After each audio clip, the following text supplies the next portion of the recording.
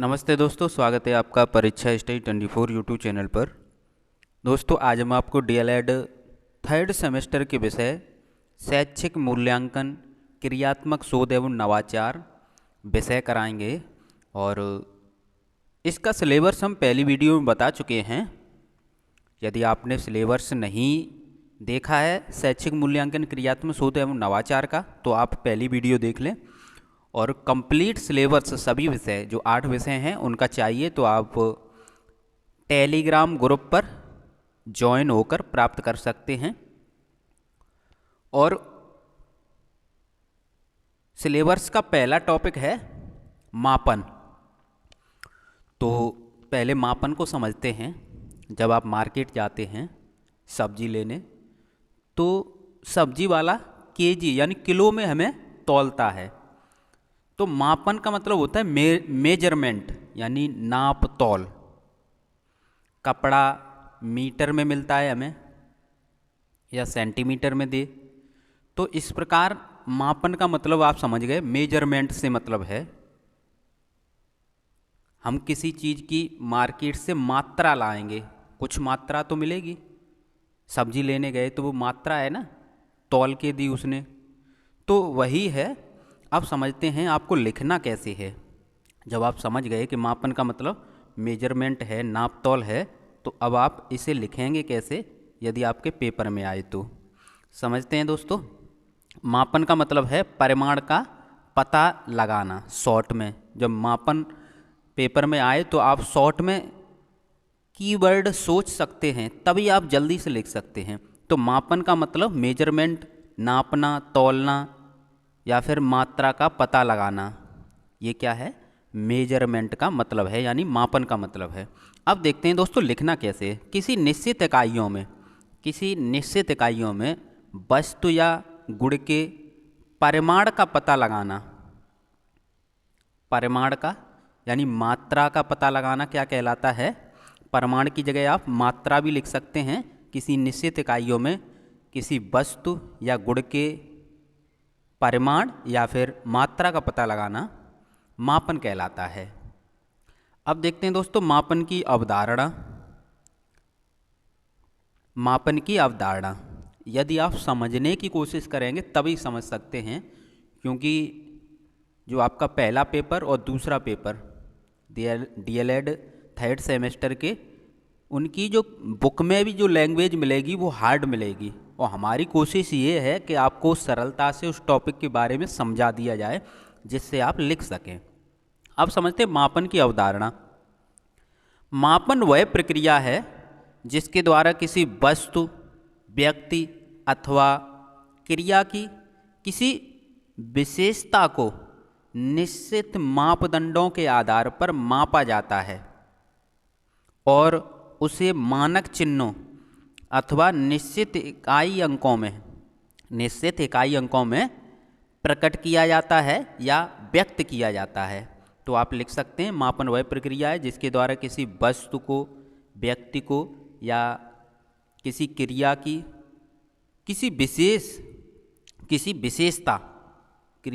क्रिया की किसी विशेषता या वस्तु की किसी विशेषता को निश्चित मापदंडों के आधार पर मापा जाता है और उसे मानक चिन्हों या फिर हम कह सकते हैं निश्चित इकाइयों में व्यक्त किया जाता है। उसे मापन कहते हैं। मापन किसी वस्तु या उपलब्धि की मापन क्या है? किसी वस्तु या उपलब्धि की संख्यात्मक मान है। क्या है? संख्यात्मक मान। जैसे हम कोई वस्तु मार्केट में लेने जाएंगे, सब्जी है या फिर और भी कोई खाने का सामान है, तो वो आपको केजी में मिलेगा।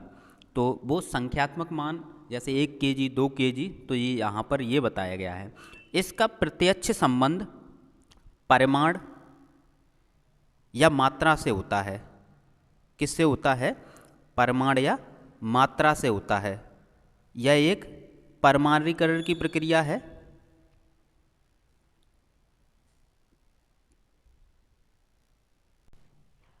या फिर आप इस प्रकार समझ सकते हैं कि किसी वस्तु या व्यक्ति की विशेषता को मापना क्या कहलाता है? मापन कहलाता है। नेक्स्ट देखते हैं मापन की परिभाषा। नोट्स बनाते चलें, जब आप स्वयं लिखेंगे तो लिखते लिखते याद हो जाता है। स्टीवेंस के अनुसार इन्होंने क्या बताया है, मापन किसी निश्चित स्वीकृत नियमों के अनुसार वस्तु को अंक प्रदान करने की प्रक्रिया है। नेक्स्ट है कैंपबेल के अनुसार, किसके अनुसार, कैंपबेल के अनुसार, नियमों के अनुसार वस्तुओं या घटनाओं को अंकों या संख्याओं में व्यक्त करना मापन है। तो इस प्रकार आप परिभाषा लिख सकते हैं। नेक्स्ट देखते हैं मापन प्रतीक। ये प्रश्न पूछा गया है 2019 में, मापन के प्रतीक बताइए। तो किसी वस्तु अथवा गुण का मापन किसी इकाई के रूप में व्यक्त करते हैं या प्रदर्शित करते हैं, और उस इकाई को मापन प्रतीक कहते हैं। जैसे किसी वस्तु का भार किलोग्राम या ग्राम में, दूरी किलोमीटर आदि में। तो ये सभी क्या हैं, प्रतीक हैं। कौन कौन से, किलोमीटर है, किलोग्राम है, तो ये सभी क्या हैं, प्रतीक हैं मापन के। मापन के आयाम, मापन के आयाम समझते हैं। किसी तथ्य के अनेक पक्षों जैसे अवयव, गुण, दशाएं व विस्तार को आयाम माना जाता है। विद्यार्थी के विभिन्न आयामों का मापन कर उन्हें प्रतीक या अंक या संख्या प्रदान करते हैं। तो ये सभी मापन के क्या हैं, आयाम हैं। कौन कौन से, किसी तथ्य के अनेक पक्षों, अवयव, गुण, दशाएं, विस्तार को आयाम माना जाता है। मापन के प्रकार समझते हैं। मापन के मुख्यतः दो प्रकार होते हैं। एक तो भौतिक मापन होता है, एक मानसिक मापन होता है। लेकिन कहीं कहीं बुक में आपको ये तीन मिल जाएंगे, निरपेक्ष, सामान्यीकृत, एब्सेटिव, ये भी तीन हैं। पहले समझते हैं एक एक करके। जो मुख्य हैं, भौतिक और मानसिक मापन। मानसिक मापन में क्या होगा, मानसिक मापन मानसिक क्रियाओं का मापन किया जाता है। मानसिक मापन है तो मानसिक क्रियाएं, जो मानसिक क्रियाएं होती हैं, जो हम दिमाग से क्रियाएं करते हैं, जैसे बुद्धि है, ये मानसिक क्रियाओं के अंतर्गत आती है। रुचि है, अभियोग्यता है, उपलब्धि है, तो ये सभी किसके अंतर्गत आएंगी, मानसिक मापन के अंतर्गत आएंगी। मानसिक मापन की विशेषता क्या है, मानसिक मापन में कोई शून्य बिंदु नहीं होता है। मानसिक मापन की इकाइयाँ एक समान नहीं होती हैं। मानसिक मापन में किसी गुण का आंशिक मापन ही संभव हो पाता है। गुण का या फिर किसी वस्तु का आंशिक मापन ही संभव हो पाता है। मानसिक मापन आत्मनिष्ठ होता है। तो इस प्रकार आप मानसिक मापन की विशेषताएं लिख सकते हैं। अब देखते हैं भौतिक मापन। भौतिक मापन, भौतिक गुणों का मापन करना भौतिक मापन कहलाता है। मानसिक गुणों का मापन करना मानसिक मापन कहलाता है। तो भौतिक गुण के अंतर्गत लंबाई, दूरी, ऊंचाई, ये सभी आते हैं। भौतिक मापन की विशेषताएं समझते हैं दोस्तों। भौतिक मापन में एक वास्तविक शून्य बिंदु होता है जहाँ से कार्य प्रारंभ होता है। जैसे 1 किलोमीटर या 2 किलोमीटर आप दौड़ लगाएंगे तो एक आपका स्टार्ट पॉइंट होगा या प्रारंभ बिंदु होगा जहाँ से आप चलना स्टार्ट करेंगे।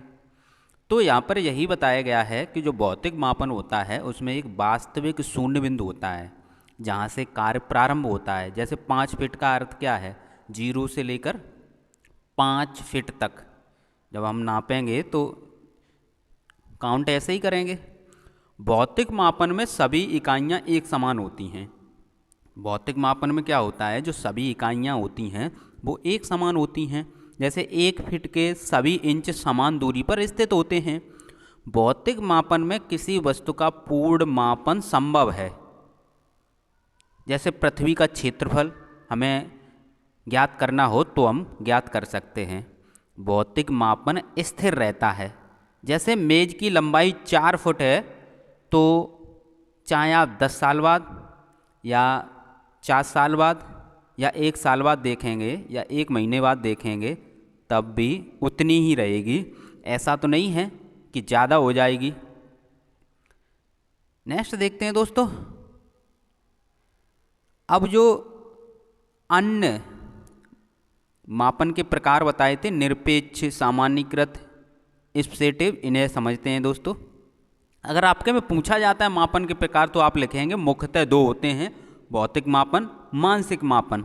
यदि डायरेक्ट ही प्रश्न पूछा जाए तो आप लिखेंगे, जैसे पूछा जाए निरपेक्ष मापन किसे कहते हैं, तो आप लिख सकते हैं निरपेक्ष मापन वह है जिसमें परम शून्य की स्थिति होती है। इसमें क्या होता है, परम शून्य की स्थिति होती है जिसका मान शून्य से प्रारंभ होता है, शून्य से अधिक पॉजिटिव और शून्य से यदि कम है तो नेगेटिव होगा। ठीक है, जैसे किसी स्थान का तापमान वह शून्य भी हो सकता है, शून्य से अधिक भी हो सकता है, शून्य से कम भी हो सकता है। सामान्यीकृत मापन, इस मापन में परम शून्य की संभावना नहीं होती है। ठीक है, इसका भी मापन कर रहे हैं लेकिन इसमें क्या है, परम शून्य की संभावना नहीं होती है। जैसे आप यदि किसी विषय की परीक्षा में 0 अंक प्राप्त करते हैं तो इसका अर्थ यह नहीं है कि उस विषय में आपका जो ज्ञान है वो 0 है। इसका अर्थ यह है कि किसी भी प्रश्न को हल करने में आप असफल रहे होंगे, ये हो सकता है ना। तो यहाँ पर यही समझाया गया है कि इस मापन में परम शून्य की संभावना नहीं होती है। नेक्स्ट देखते हैं स्पेसिफिक मापन। इसमें व्यक्ति अथवा छात्र के सामने कुछ प्रश्न, कथन अथवा समस्याएं उपस्थित की जाती हैं और छात्र को उन्हीं वरीयता क्रम छात्रों को क्या है, फिर वरीयता क्रम प्रदान किया जाता है। इसे पुनः समझते हैं। जैसे कोई व्यक्ति है या छात्र के सामने बहुत से प्रश्न, कथन या समस्याएं उपस्थित की जाती हैं और छात्रों को उन्हें वरीयता क्रम में प्रदान करने को कहा जाता है। छात्रों को उन्हीं जो समस्याएं या प्रश्न जो उसके सामने उपस्थित किए गए उन प्रश्नों को ही वह वरीयता क्रम में लगाएगा, यानी करने को कहा जाता है। वह किसी दूसरे कथन को यह वरीयता या अंक प्रदान नहीं कर सकता। इस प्रकार के मापन उपकरण को बाध्य चयन प्रश्न कहा जाता है और इसके द्वारा मापन को स्पेसिफिक मापन कहा जाता है। नेक्स्ट समझते हैं मापन के तत्व या फिर मापन के अंग। वह वस्तु, प्राणी अथवा क्रिया जिसका किसी विशेषता के आधार पर मापन होना है। विशेषता को मापने के उपकरण अथवा विधियाँ, तो जो तत्व होंगे वो कौन से होंगे, वस्तु है एक, तो कौन सी वस्तु है जिसका मापन होना है, उपकरण अथवा विधियाँ। वह व्यक्ति को मापन करता है अर्थात मापन करता। तो इस प्रकार आपके तत्व कौन से हो गए, वस्तु हो गई, उपकरण हो गए और मापन करता हो गए। नेक्स्ट समझते हैं मापन के स्तर या फिर मापनियाँ। इनसे प्रश्न पूछे ही जाएंगे। तो नामित स्तर है, क्रमित स्तर है, अंतराल स्तर है, अनुपात स्तर है। इसे समझें, ये शिक्षक भर्ती में भी ये पूछे जाते हैं। जो 69,000 की शिक्षक भर्ती हुई थी उसमें ये प्रश्न, इसमें से एक प्रश्न आया था। अब समझते हैं दोस्तों नामित स्तर। नामित स्तर यानी शाब्दिक या वर्गीकरण मापनी। इसमें व्यक्तियों या फिर वस्तुओं को किसी विशेषता के आधार पर कुछ समूह में विभाजित किया जाता है। जैसे लिंग भेद के आधार पर बच्चों को लड़कों और लड़कियों के समूह में बांटना, यानी वर्गीकृत करना। नामित में क्या आता है, वर्गीकृत। क्रमित में क्या है, इसमें व्यक्तियों को किसी गुण या मात्रा के आधार पर निम्नतम से उच्चतम क्रम में व्यवस्थित किया जाता है। जैसे परीक्षा के अंकों के आधार पर छात्रों को श्रेणी प्रदान करना, जैसे प्रथम, द्वितीय, तृतीय। अंतराल स्तर, इसे समझते हैं। इसमें समान इकाई, इसे क्या कहते हैं, समान इकाई मापन भी कहते हैं। इसमें व्यक्तियों या वर्गों के मध्य दूरी को अंकों के माध्यम से ज्ञात किया जाता है। प्रत्येक अंक की दूरी अथवा अंतराल समान होता है। जैसे थर्मामीटर है, इसमें 94 डिग्री से 108 डिग्री तक अंकित होता है और 98 से 99 तक जितनी दूरी होगी उतनी ही 107 से 108 के मध्य होगी। तो यहाँ पर ये बताया गया है अंतराल स्तर में, यानी इसे समान इकाई मापन भी कहते हैं, तो समान होगी इकाई। अंतराल मापनी में प्रत्येक इकाई समान दूरी पर स्थित होती है। अनुपात स्तर इसे समझते हैं। इसमें अंतराल मापनी की सभी विशेषताओं के साथ साथ एक वास्तविक शून्य बिंदु भी होता है। ठीक है। अनुपात स्तर में जैसे लंबाई, भार आदि के मापन में शून्य बिंदु से ही प्रारंभ किया जाता है और यही प्रश्न पूछा गया था आपके पेपर में कि अनुपात स्तर में क्या विशेषताएं होती हैं। नीचे विशेषताएं दी थी। तो परम शून्य की जो विशेषता है, यानी एक वास्तविक शून्य, तो किस में आएगा? ये अनुपात में आता है।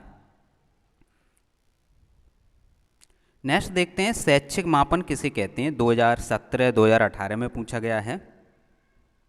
तो शैक्षिक मापन एक ऐसी प्रक्रिया है जिसमें विद्यार्थी के साथ ही शिक्षा एवं उसकी व्यवस्था से संबंधित व्यक्तियों अथवा वस्तुओं के किन्हीं गुणों अथवा विशेषताओं का शैक्षिक उद्देश्य से क्रमबद्ध वर्णन किया जाता है। या फिर आप लिख सकते हैं मापन। जो मापन है वह मूल्यांकन का एक भाग है जो बालक की शैक्षिक योग्यताओं को मात्रा तथा अंकों में प्रदर्शित करता है। तो अब जब नेक्स्ट पढ़ेंगे वो मूल्यांकन पढ़ेंगे, तो मूल्यांकन का ही एक भाग क्या है? मापन है।